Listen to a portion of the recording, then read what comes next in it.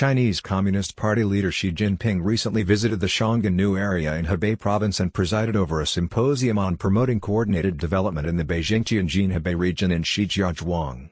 The fact that this visit involved the participation of 3 members of the Politburo Standing Committee, Li Chang, Ding Xuosheng, and Cai Qi, has sparked various speculations. Observers believe that Xi Jinping's purpose in this visit was to showcase his power, but it also carries hidden risks. On May 10, Xi Jinping visited the Xionganu area, and unusually, he was accompanied by Premier Li Keqiang, Vice Premier Ding Xuosheng, and Director of the General Office of the Central Committee Cai Qi, who are all members of the Politburo Standing Committee. It is rare for the Premier to accompany the General Secretary on such visits.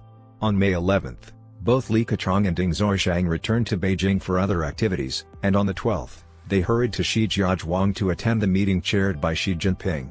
Cai Qi, on the other hand, accompanied Xi Jinping throughout the 3-day period.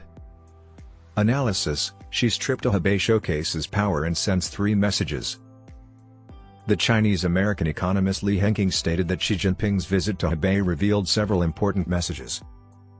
The first message is that it demonstrates that the development and construction of the Xionganu area has actually faced criticism within the party. Otherwise, there would be no need for him to mention that he brought 3 members of the Politburo Standing Committee. Out of the 7 members of the Central Politburo Standing Committee, 4 attended the visit. The second message is that these 3 members of the Politburo Standing Committee are important members of Xi Jinping's faction. Their appearance together is meant to show support and endorsement for Xi Jinping. A large group of officials accompanying them is also there to demonstrate the so-called two upholds principle, which aims to uphold Xi Jinping's core position and achieve a consolidation of power. The third message is that it illustrates that officials like Li Keqiang and Ding Xuosheng, who are in charge of the economy, actually have no real influence. They are not the main operators of China's economy. Xi Jinping is the one who holds the reins of China's economy, and they are merely followers. Li Hengqin said. Li Hengqin also mentioned that historically, the economy has always been led by the State Council. But now, it has directly come under the leadership of Xi Jinping. The people in the State Council are all members of his trusted inner circle, and this is a very important message. He jokingly said that after Li Keqiang accompanied Xi to Xiong'an, he hurried back to Beijing for something and then went to Shijiazhuang to attend the meeting chaired by Xi.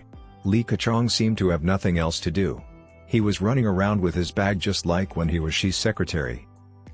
Li Hengqin believes that Xi Jinping is now personally commanding the economy and overseeing the construction of Xionganu area. If these efforts fail, it will be his own responsibility. This situation arises from Xi Jinping's lack of trust in others' ability to handle affairs, hence he takes matters into his own hands. This applies to all matters in China. This poses an unpredictable crisis for Xi Jinping. Feng Changyi, a professor at the University of Technology Sydney, stated that Xionganu area is a prestige project without any real benefits and is not viewed favorably within the Chinese Communist Party.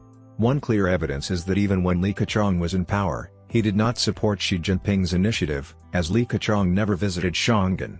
In Xionganu area, there is no economic rationale or scientific rationale whatsoever. Deng Xiaoping developed Shenzhen, and Xi Jinping wants to create something even bigger, so he designated Xiong'an. However, the location is too far behind. Shenzhen relied on Hong Kong and Macau, and foreign investment, with the defense provided by Hong Kong. Shanghai Pudong relied on the Yangtze River Delta region and its maritime defense. Xiong'an, on the other hand, lacks everything and is an infertile land. Feng Changyi believes that Xi Jinping's visit to Xiong'an was primarily a demonstration of power and had a provocative nature. It conveyed a message of if you say it can't be done, I'll show you that it can. Scholar, internal power struggles within the Chinese Communist Party, CCP, will not cease, and when Xi Jinping's health issues arise, there will be more issues to contend with. Ding Xuosheng is the executive vice premier. Zhang Jiali and Han Cheng, who previously held this position, have also served as the leaders of the Beijing-Tianjin-Hebei Coordinated Development Leadership Group. However, it has not been confirmed whether Ding currently holds this position. After accompanying Xi Jinping on the inspection of Xiong'an on May 10, Ding Xuosheng returned to Beijing on the 11th to attend a television conference on the employment and entrepreneurship of national college graduates, and on the 12th, he rushed to Shijiazhuang to participate in a symposium hosted by Xi. Some observers believe that Deng Zhoisheng may not play a significant role in the Beijing-Tianjin-Hebei coordinated development affairs. Deng Zhoisheng did not take up the position of deputy director of the Central Committee for Deepening Reform last month. Instead, Wang Huning, who has been appointed as the chairman of the National Committee of the Chinese People's Political Consultative Conference, CPPCC, continues to serve as the deputy director of the Committee for Deepening Reform. Feng Changyi's analysis suggests that the current appointments are entirely based on Xi Jinping's needs.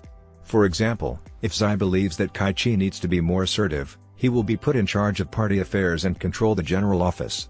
Wang Huning is the one who comes up with ideas behind the scenes and has come up with many unconventional ideas.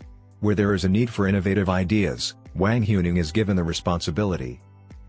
Li Hengqing states that although the top leadership positions are currently filled with Xi Jinping's allies, there are still different interest relationships among them, and power struggles exist. Mao Zedong once said, "Without factions within the party, things would become extraordinary." This means that factions must exist within the Chinese Communist Party. After eliminating political opponents, new political rivals will emerge from among their own ranks due to uneven distribution of interests. Currently, Xi Jinping sees various factions such as the Zhejiang faction, the Fujian faction, the Tsinghua faction, the Party School faction, and even the Northwest faction.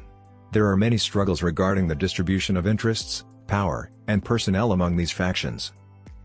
Feng Changyi also stated that power struggles within the Chinese Communist Party will never cease, but when Xi Jinping holds significant power, there will be no disorder among the lower ranks.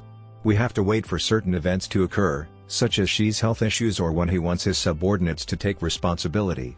Currently, everyone will only exert their efforts and engage in covert struggles, rather than openly contesting for power.